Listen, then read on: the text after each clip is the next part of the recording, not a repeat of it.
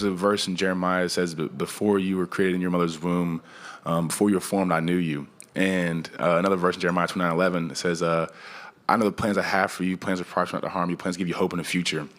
As much as my journey's been as up and down at Auburn, and it's frustrating. There was a time in my life where I questioned God on why he brought, Bruce Pearl into my life. And it's just been so crazy to be patient and to see that, Bruce Pearl is the most significant coach I'll probably ever play for. And like I said, he's given me an example of how to carry myself. And we never really had these conversations. We had a heart-to-heart last year that helped us become friends. But, I want to give him his flowers now. I can still smell them. He showed me the ropes to be an Auburn man, but he's also shown me that it's okay and it's also admirable to be as open as you are about your faith. As you can see, he's very open about his faith and also about the hostage situation going on in Israel. And I've just followed his example, of everything everything that I feel and I have the heart for, the Lord's put in my heart. I'm open about it. I'm very open about the Lord. I'm very open about, my family. But if it wasn't for the Lord giving me Bruce Pearl as an example, I'd just play like every other player in the country, just playing basketball and only being an athlete. So, shout out BP again. I'm just going to follow up with one thought. I don't know exactly where I learned this along the way. I think my wife, Brandy, helped me understand this. But, one of the biggest ways you can hurt somebody's feelings? Not be mad at them, not be jealous of them, not be envious of them, not even be angry with them.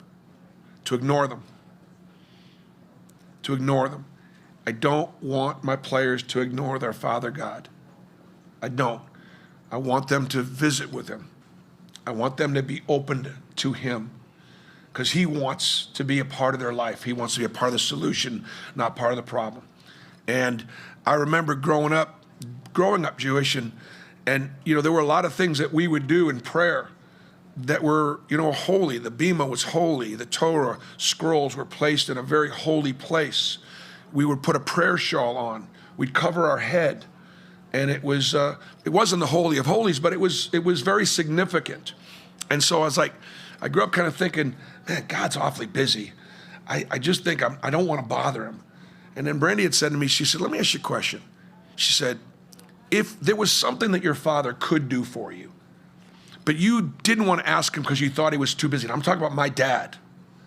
Don't you think that would really upset? Why didn't you come to me? Why didn't you ask me? And that's what the Lord is.